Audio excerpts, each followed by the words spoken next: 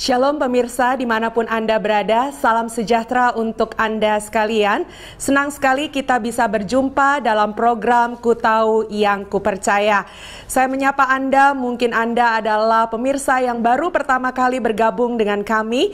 Program kami adalah program pembelajaran yang memberikan pengetahuan tentang kerohanian kekristenan dan juga pastinya akan menguatkan iman kita untuk menyembah Tuhan yang benar.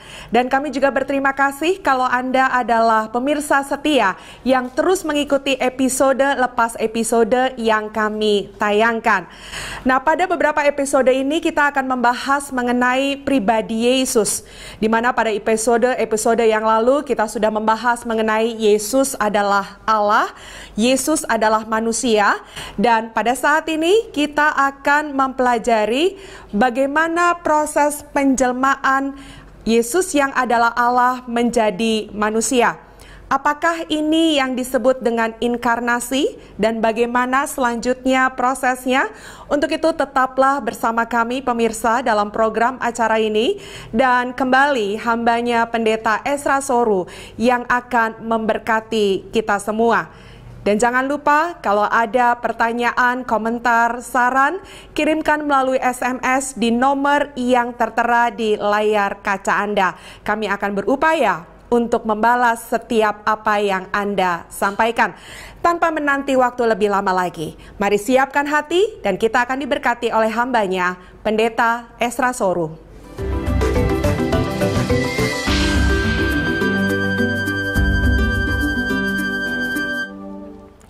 Baik saudara, kita sudah bahas beberapa hal berkaitan dengan inkarnasi, ya, soal definisinya, subjeknya, lalu juga perbedaannya dengan kelahiran, lalu juga masalah apa yang terjadi saat inkarnasi, teori kenosis kita sudah bahas semua.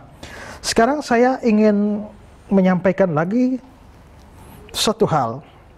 Inkarnasi menjadikan Kristus menjadi manusia yang sama dengan kita. Inkarnasi menjadikan Kristus adalah manusia yang sama dengan kita. Nah, dalam kaitan dengan ini, ada satu ajaran yang mau saya singgung. Ini namanya ajaran Anabaptis. Ajaran Anabaptis ini mengatakan bahwa Kristus membawa hakikat manusianya dari surga. Dan Maria merupakan saluran melalui mana dia datang ke dalam dunia. Jadi, Yesus itu Allah, hakikat Allah. Waktu dia jadi manusia, dia mempunyai hakikat manusia. Tadinya hakikat Allah. Jadi manusia, maka dia sekarang punya hakikat manusia. Dari mana hakikat manusia Yesus ini berasal? Ajaran Anabaptis mengatakan bahwa hakikat manusia ini dia bawa turun dari surga. Jadi kemanusiaannya itu berasal dari surga. Sehingga Maria ini hanya dipakai sebagai saluran. Maka hakikat manusia itu adalah ciptaan baru. Jadi hakikat manusia untuk Yesus diciptakan di surga, lalu tinggal dimasukkan ke bumi melalui Maria.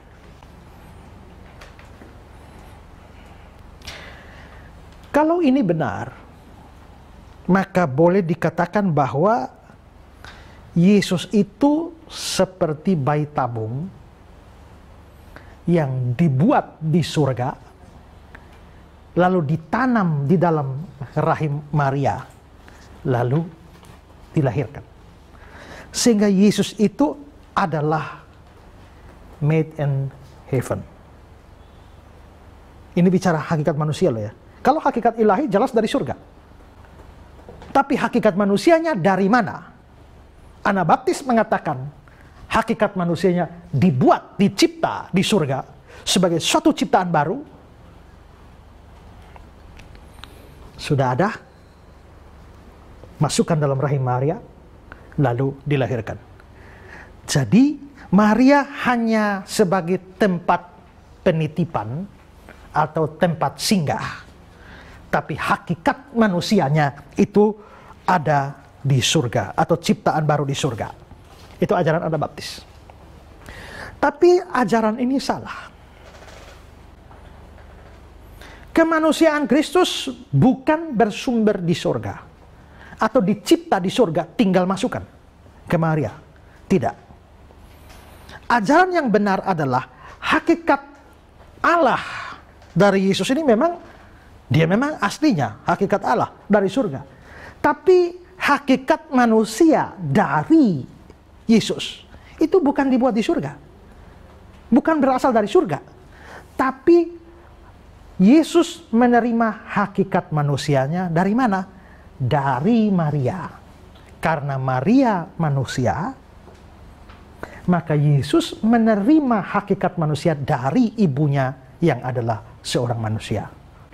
Jadi ringkasnya begini, kemanusiaan Yesus bukan dibuat di surga baru nitip di dalam rahim Maria, bukan. Tapi Yesus betul-betul terima hakikat manusianya dari Maria. Coba saudara pikir ya, kalau Yesus itu manusianya dibuat di surga, ya, tapi dibuat mirip dengan kita, maka memang Yesus seperti kita, tapi tidak ada hubungan dengan kita. Semua manusia di dunia ini kan berhubungan kan? Kamu dari mana munculnya? Oh, bapakmu ya kan? Bapakmu dari mana? Ya dari bapaknya. Nah, bapaknya dari mana lagi? Dari bapaknya. Dari mamanya, bapaknya. Terus. Oh, Adam. Ya kan? Ini kalau ditelusuri seandainya bisa tahu ujung-ujungnya ketemu Adam juga. Dicari tahu semua Adam, yang tahu orang Batak, orang Papua, orang manapun. Semua kita akhirnya ujung-ujungnya kan manusia kan pernah dibasmi lewat air bah. Sisa keluarga Nuh kan? Sem, Ham, Yafet. Lalu akhirnya manusia di dunia ini berkembang dari Sem, dari Ham, dari Yafet. Semua kita ini kalau telusuri manusia di mana saja, telusurinya akan ujung di Sem, Ham, Yafet. Sem, Ham, Yafet dari Nuh. Nuh ini terus turun dari Adam dan Hawa. Jadi sumber kita semua ini, sumber semua manusia ini asalnya dari turunan Adam. Tapi kalau kemanusiaan Yesus tidak dari Maria tapi dibuat di surga, Yesus berasal dari Adam? Oh tidak, dibuat di surga kok. Kalau begitu Yesus cuma mirip kita, tapi tidak ada hubungan dengan kita. Tidak ada hubungan dengan Adam. Nah, tapi seperti saya bilang, ajaran ini salah. Kalau menganggap bahwa Yesus itu buatan surga. Manusianya loh ya. Kalau Allahnya memang surga, manusianya buatan surga, itu salah. Apa dasar Alkitab untuk menganggap bahwa hakikat manusia Yesus itu sumber dari Maria, bukan dibuat di surga? Coba baca Filipi 2 ayat 7. Melainkan telah mengosongkan dirinya sendiri dan mengambil rupa seorang hamba dan menjadi sama dengan manusia. Yesus menjadi sama dengan manusia. Bukan menjadi seperti manusia. Kalau dia dibuat di surga, baru diturunkan, dititip di dalam rahim Maria, lalu dilahirkan, dia menjadi seperti manusia, tapi tidak menjadi sama dengan manusia. Tapi Filipi 2 ayat 7 itu mengatakan dia menjadi sama dengan manusia. Dan kalau kita banding dengan Ibrani 2 ayat 14-17 juga mengatakan dalam segala hal ia harus disamakan dengan saudara-saudaranya. Ya. Jadi itu pertama ya. Berikut adalah banyak ayat Alkitab yang mengatakan bahwa Yesus itu adalah tunas Daud. Coba Yesaya pasal 11 ayat 1. Suatu tunas akan keluar dari tunggul Isai, dan taru yang akan tumbuh dari pangkalnya akan berbuah. Ayat 10. Maka pada waktu itu taruk dari pangkal Isai akan berdiri sebagai panji-panji bagi bangsa-bangsa. Dia akan dicari oleh suku-suku bangsa, dan tempat kediamannya akan menjadi mulia. Lihat lagi Wahyu pasal 5 ayat 5. Lalu berkatalah seorang dari tua-tua itu kepadaku, "Jangan engkau menangis. Sesungguhnya singa dari suku Yehuda, yaitu tunas Daud, telah menang, sehingga ia dapat membuka gulungan kitab itu dan membuka ketujuh materainya." Cukup di situ ya. Yesus satu tunas keluar dari tunggul Isai. Ya. Juga di Wahyu 5 ayat 5 tunas dari Daud. Apa artinya dari tunggul Isai? Lalu juga dari tunas Daud. Artinya Yesus itu secara manusia itu ada hubungan dengan Daud, ada hubungan dengan Isai. Makanya Yesus itu adalah keturunan Daud. Yesus anak Daud, kasihanilah aku. Maka Yesus itu turunan Daud sebagai manusia. Kalau Yesusnya kemanusiaannya dibuat di surga, dia keturunan siapa? Nggak keturunan siapa-siapa. Itu ciptaan baru. Sama seperti Adam. Adam itu turunannya siapa? Oh tidak, karena dia pertama dicipta. Jadi dia bukan turunan siapa-siapa. Kalau Yesus juga manusianya dicipta di surga, baru dimasukkan. Yesus bukan keturunan siapa-siapa. Dia betul-betul ciptaan baru. Tapi ayat-ayat yang kita baca menunjukkan bahwa dia itu adalah tunas Daud, keturunan Isai. Maka dia harus lahir dari hakikat manusianya, harus bersumber dari Daud. Ya. Lalu yang berikutnya, coba lihat Ibrani pasal 7 ayat 14. Sebab telah diketahui semua orang bahwa Tuhan kita berasal dari suku Yehuda, dan mengenai suku itu Musa tidak pernah mengatakan suatu apapun tentang imam-imam. Telah diketahui bahwa Tuhan kita berasal dari suku Yehuda. Terjemahan literalnya out of Judah, keluar dari Yehuda. Yehuda ini adalah anak dari Yakub. Anak dari Yakub. Kalau Yesus ini turunan keluar dari Yehuda, maka Yesus ini mesti hakikat manusianya harus terima dari Yehuda dong. Yehuda anak dari Yakub, itu berarti Yesus juga ada hubungan dengan Yakub. Harus ada hubungan dengan Ishak. Karena Yakub ini anaknya Ishak. Harus ada keturunan hubungan dengan Abraham, karena Ishak anaknya Abraham. Harus ada hubungan dengan Terah. Terus harus ada hubungan dengan Adam. Jadi Yesus itu hakikat manusia turun dari Adam terus ke Yehuda, ke Abraham, Ishak, Yakub, Yehuda, Daud sampai Maria. Kalau dia dibuat di surga, nggak ada hubungan dengan Yehuda, tidak ada hubungan dengan Abraham, Ishak, Yakub, tidak ada hubungan dengan Daud. Ya. Lalu ada satu ayat yang perlu kita perhatikan, Ibrani pasal 2 ayat 11. Baca bagian pertama saja. Ibrani 2 ayat 11. Sebab ia menguduskan, dan mereka yang dikuduskan, mereka semua berasal dari satu. Cukup di situ. Ia yang menguduskan, mereka yang dikuduskan, mereka semua berasal dari satu. Satu ini apa? Maksudnya satu di situ siapa? Ia yang menguduskan itu Yesus. Mereka yang dikuduskan manusia. Yesus dan manusia yang lain berasal dari satu. Satu siapa? Kalau saudara lihat di Alkitab situ, huruf S-nya satu, itu S besar ya. Kelihatannya satu di situ itu diartikan sebagai Allah. Makanya S-nya S besar. Tapi di sini terjemahan Alkitab Indonesia terjemahannya salah. Satu di situ bukan Allah. Kalau periksa Alkitab bahasa Inggris, New International Version, Revised Standard Version, King James Version, semuanya mengatakan seperti NIV, semua dari satu keluarga. RSV, semua mempunyai satu asal mula. King James, semua dari satu. Maka di sini satu itu bukan Allah. Tapi satu itu menunjuk pada sumber satu, yaitu Adam. Maka ia yang menguduskan, yaitu Yesus, dan mereka yang dikuduskan, kita yang lain manusia, bersumber dari satu, berasal dari satu. Siapa? Adam. Maka hakikat manusia Yesus harus berhubungan dengan Adam. Jadi tidak dicipta di surga. Lihat lagi, Kejadian 3:15. Aku akan mengadakan permusuhan antara engkau dan perempuan ini, antara keturunanmu dan keturunannya. Keturunannya akan meremukkan kepalamu, dan engkau akan meremukkan tumitnya. Aku akan mengadakan permusuhan antara engkau, siapa? Engkau itu siapa? Dan perempuan ini Hawa. Engkau? Iblis.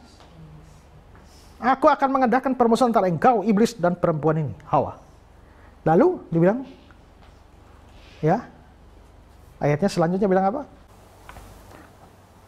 Aku akan mengadakan permusuhan antara engkau dan perempuan ini, antara keturunanmu dan keturunannya. Keturunanmu dan keturunannya. Keturunanmu iblis dan keturunannya, keturunan perempuan itu. Ya. Keturunan iblis itu yang mana? Orang-orang berdosa itu. Iblislah yang menjadi bapakmu, kan begitu kan? Jadi semua orang berdosa adalah keturunan iblis. Tapi keturunan iblis itu akan bermusuhan dengan keturunan perempuan ini.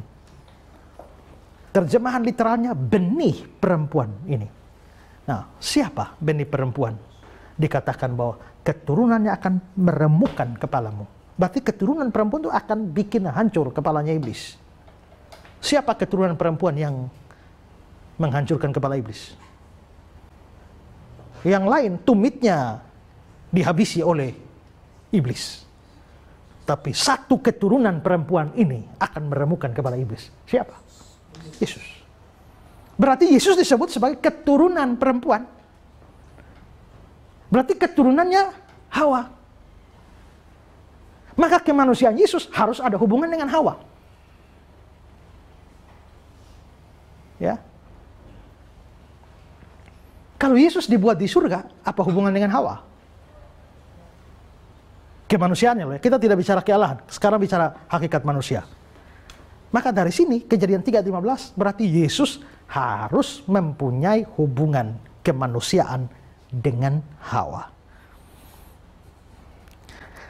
Lihat lagi Lukas 1 ayat 42. Lukas 1 ayat 42. Lalu berseru dengan suara nyaring, diberkatilah engkau di antara semua perempuan, dan diberkatilah buah rahimmu. Diberkatilah buah rahimmu. Kalau dikatakan bahwa Yesus itu buah rahimnya Maria, ini jelas menunjukkan bahwa Yesus berasal dari benihnya Maria. Jadi hakikat manusianya Yesus diterima dari Maria, benihnya Maria. Kalau Yesus dibuat di surga dan Maria cuma tempat lewat, maka Yesus tidak bisa disebut sebagai benihnya Maria, sebagai buah rahim Maria, tidak bisa. Itu hanya numpang lewat kok. Tapi di dalam ayat ini dikatakan bahwa Yesus adalah buah rahimnya Maria. Kalau begitu hakikat manusianya itu bersumber dari Maria, ya. Lalu waktu malaikat beritahu Maria bahwa dia akan mengandung, Maria bilang, bagaimana itu mungkin? Aku belum bersuami. Lalu malaikat bilang apa? Kalau Yesus manusianya dibuat di surga, Maria itu cuma tempat titip. Waktu Maria bilang, bagaimana mungkin aku belum bersuami? Malaikat mestinya jawab bilang bagaimana? Jangan khawatir. Ya, biarpun kamu belum bersuami, sudah dibuat di sana hanya pinjam rahimmu. Kan begitu. Tapi itu bukan itu yang dikatakan malaikat. Malaikat mengatakan bahwa Roh Kudus akan turun atasmu, kuasa yang Allah yang Maha Tinggi menaungi engkau. Menunjukkan bahwa Roh Kudus akan bekerja sedemikian rupa sehingga Maria mengalami kehamilan. Dan dari kehamilan itulah janin Yesus muncul di dalam rahimnya Maria. Ya. Maka jelas di sini hakikat manusia Yesus itu muncul dari manusia Maria dan seterusnya ditarik sampai ke atas harus bersumber dari Adam. Sama seperti saudara dan saya sumbernya dari Adam. Demikian manusia Yesus sumbernya dari Adam. Hakikat Allah kekal di surga. Hakikat manusia diturunkan dari Adam sampai kepada dia. Bukan dibuat di surga. Nah ini penting untuk kita pahami, ya. Nah, sampai di sini bisa paham? Atau ada yang mau tanya? Ya. Yang dimana Bapak menjelaskan bahwa inkarnasi itu adalah menjadikan Yesus menjadi manusia sama dengan kita. Ya. Nah, pertanyaannya, kalaupun inkarnasi itu menjadikan Yesus menjadi manusia sama seperti kita, berarti dalam arti apakah Yesus juga bisa jatuh cinta kepada lawan jenis sama seperti kita, kan pasti pernah jatuh cinta toh? Nah, apakah sama? Yesus itu sama dalam segala hal dengan kita. Hanya bedanya dia tidak berdosa. Ya. Pertanyaannya, jatuh cinta itu dosa apa tidak? Pak C, jatuh cinta dosa apa tidak? Tidak kan? Alami, tidak. Yesus beda dengan kita hanya dalam hal dosa. Dan dosa bukan hakikat manusia. Kita lapar, dia lapar. Kita haus, dia juga haus. Kita capek, dia capek. Kita ngantuk, dia juga ngantuk. Dia sama dalam segala hal. Kalau kita jatuh cinta, bukan dosa. Dia bisa jatuh cinta? Oh, bisa. Tapi ingat, kita bicara bisa, bukan kita omong fakta dia memang jatuh cinta. Ya kan? Soal kemungkinan, ya mungkin saja. Tapi apakah terjadi pernah dia jatuh cinta pada seorang wanita? Itu lain cerita. Kita tidak bicara fakta sekarang, tapi kita bicara kemungkinan secara teoritis. Kalau dia betul-betul manusia yang normal seperti kita, maka dia tentu punya potensi jatuh cinta. Tapi tidak berarti dia pasti jatuh cinta, apalagi pacaran dan kawin. Seperti yang dipercaya oleh beberapa orang yang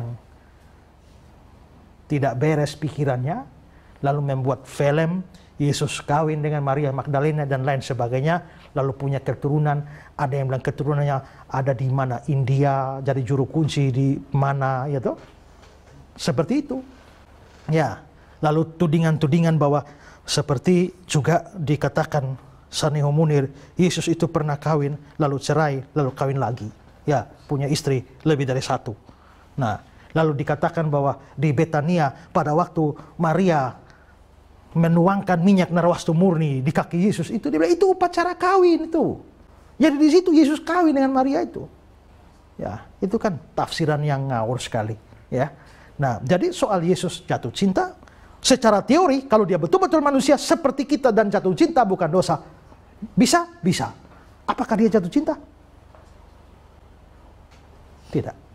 Alkitab tidak mengatakan itu. Dan saya kira tujuan Yesus datang ke dalam dunia, tujuan terlalu mulia. Dan dia tidak membiarkan dirinya akhirnya terlibat dengan cinta seorang manusia yang pada akhirnya ditinggalkan. Ya, jadi kalau bicara hanya secara teoritis, potensi, maka tetap dia punya potensi untuk itu. Ya, sekarang saya tambahkan satu poin terakhir untuk penjelasan masalah inkarnasi ini adalah peranan Roh Kudus dalam inkarnasi. Ingat ya, bahwa di dalam pembahasan tentang subjek inkarnasi, saya sudah jelaskan bahwa Allah Tritunggal, Bapa, Anak, dan Roh Kudus. Anaklah yang berinkarnasi. Bapa tidak, Roh Kudus tidak. Tapi biarpun Bapa tidak berinkarnasi, Roh Kudus tidak berinkarnasi, tapi Bapa dan Roh Kudus terlibat aktif dalam proses inkarnasi anak. Di mana Bapa dikatakan mengutus anak ke dalam dunia dan lahir sebagai seorang manusia. Roh Kudus bekerjanya bagaimana? Pertama, Roh Kudus bekerja membuat mujizat sehingga Maria mengandung. Ini bukan berarti Roh Kudus menghamili Maria. Seolah-olah sel telurnya Maria dibuahi oleh spermanya Roh Kudus. Bukan. Roh Kudus ini roh, bukan manusia seperti kita. Karena itu yang dimaksudkan di situ dikandung dari Roh Kudus, artinya Roh Kudus yang adalah Allah juga. Dia melakukan keajaiban, terjadi sesuatu terhadap sel telurnya Maria, sehingga akhirnya Maria bisa hamil. Ya, ini pekerjaan Roh Kudus. Jadi dalam kaitan dengan tadi, kalau manusia Yesus dibuat di surga, Roh Kudus tidak bikin apa-apa kepada Maria. Hanya memasukkan. Tapi di sini Roh Kudus memang bekerja dengan kuasanya melakukan sebuah keajaiban dalam diri Maria. Sehingga akhirnya terbuahilah sel telur Maria. Sehingga akhirnya Maria menjadi hamil tanpa hubungan dengan seorang laki-laki. Itu fungsi Roh Kudus yang pertama, membuat Maria mengandung. Kedua adalah, pekerjaan Roh Kudus kedua adalah dia menguduskan hakikat manusia Kristus sejak pertama di rahim Maria dan menjaganya dari polusi dosa. Ingat, semua manusia turunan Adam yang berdosa. Dan dalam episode sebelumnya saya sudah jelaskan, semua turunan manusia berdosa adalah orang berdosa. Maka kita semua orang berdosa. Sepanjang kita turunan Adam, kita orang berdosa. Tapi Yesus kan turunan Adam juga. Lalu bagaimana Yesus tidak berdosa? Ada dua hal yang biarpun Yesus turunan manusia dari Adam, dia tidak berdosa. Pertama, karena dia muncul dalam rahim ibunya bukan karena hubungan dengan seorang laki-laki. Tapi itu belum cukup. Maka pekerjaan Roh Kudus di sini dibutuhkan untuk menjaga dan menguduskan janin Yesus dari polusi dosa. Sehingga biarpun Yesus itu turunan Adam, tapi dia tidak menjadi orang berdosa. Makanya dia bisa lahir suci. Ya. John Calvin mengatakan, karena kita membuat Kristus bebas dari segala noda atau kekotoran, bukan hanya karena dia diperanakan dari ibu tanpa hubungan seks dengan laki-laki, tapi karena ia dikuduskan oleh Roh, sehingga kelahirannya bisa murni dan tidak tercemar seperti sebelum kejatuhan Adam. Adam sebelum jatuh betul-betul suci. Roh Kudus menjaga Yesus dalam rahim Maria, sehingga dia betul-betul suci seperti Adam sebelum jatuh. Nah, karena itu apa yang membuat Yesus suci? Kelahiran dari perawan dan pengudusan oleh Roh Kudus. Nah, pekerjaan Roh Kudus yang menguduskan bayi Yesus ini, janin Yesus ini, membuat Yesus tidak butuh seorang ibu suci untuk jadi suci. Saya ulang. Pekerjaan Roh Kudus yang menguduskan janin Yesus ini membuat Yesus tidak membutuhkan seorang ibu suci untuk menjadikan dia orang yang suci. Ini penting. Karena ada ajaran mengatakan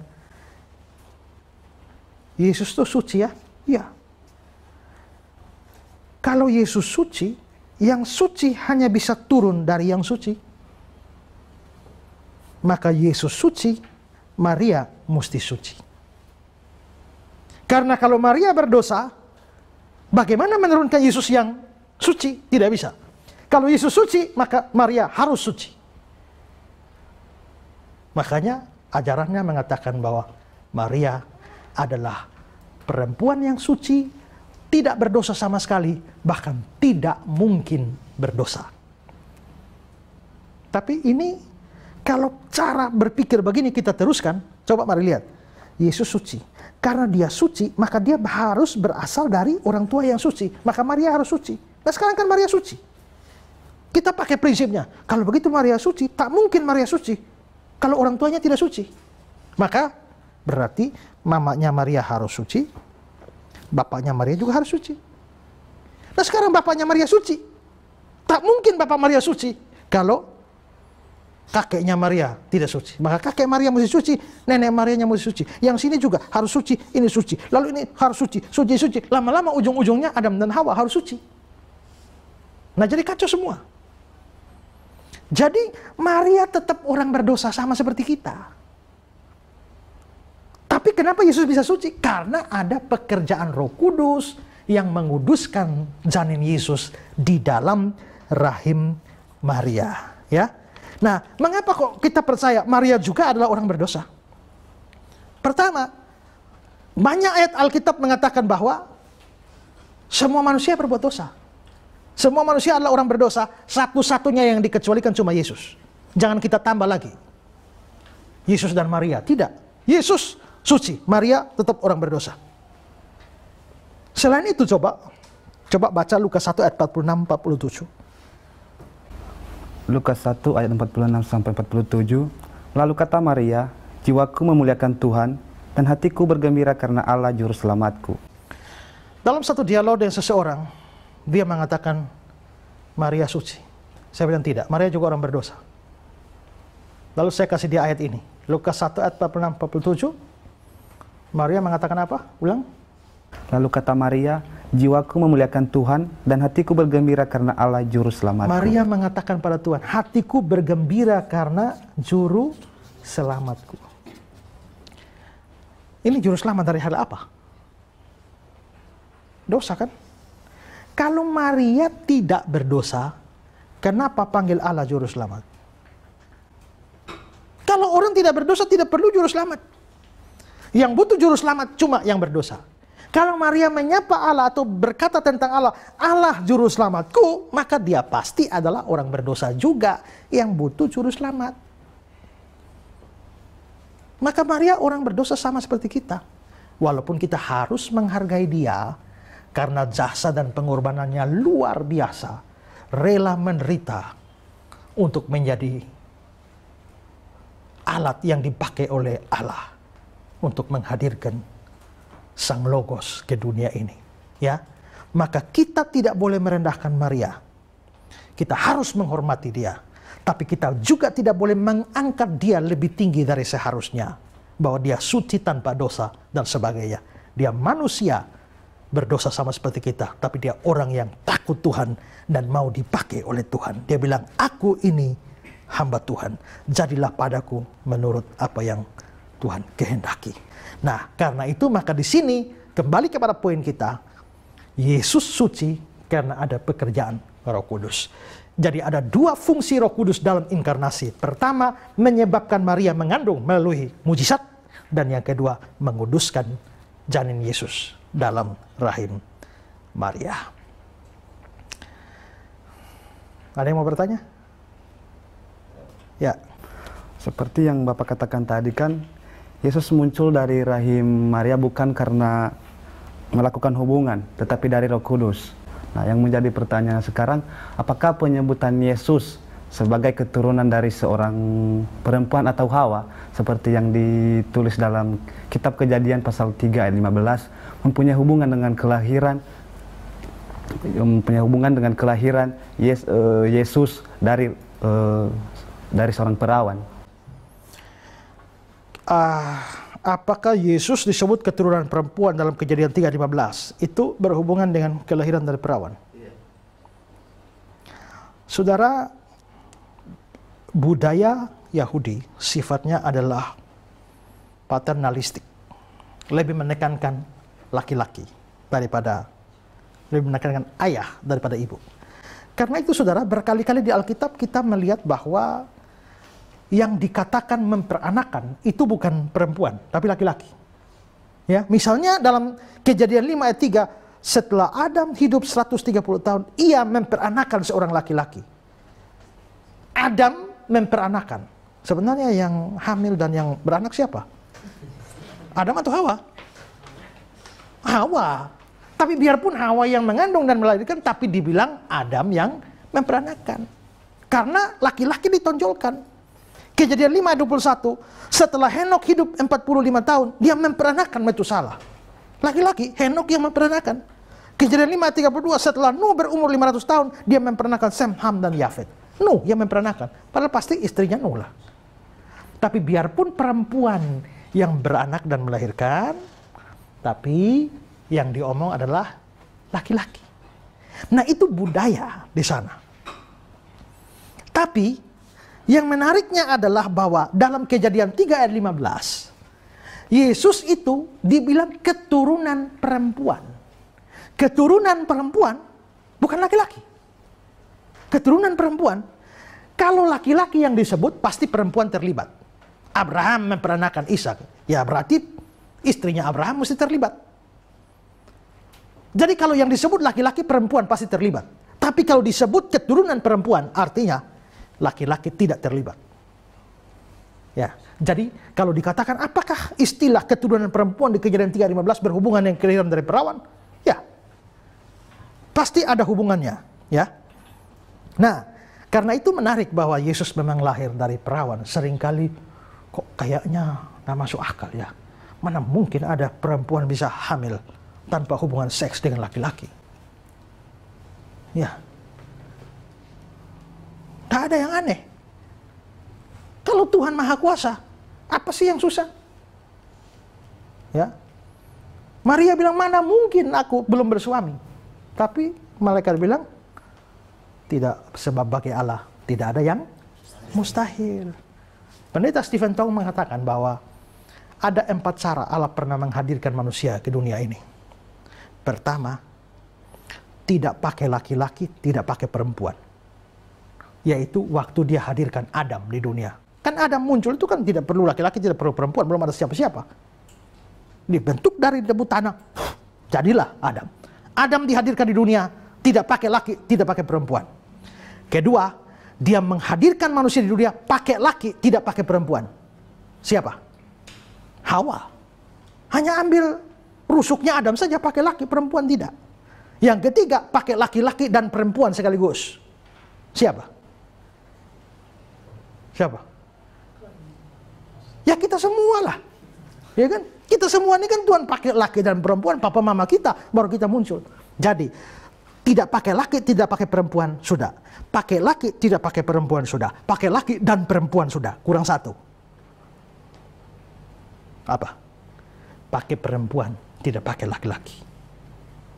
Itulah yang dia pakai untuk menghadirkan anak Allah jadi manusia. Pakai Maria, tapi tidak pakai laki-laki. Jadi itu berarti bahwa kehadiran Kristus dari perawan itu adalah sebuah keajaiban dan keunikan tersendiri. Dan inilah prinsip inkarnasi yang sudah saya jelaskan secara panjang lebar buat saudara, dan kiranya ini boleh melengkapi pengertian kita soal keunikan dari Tuhan kita, Yesus Kristus.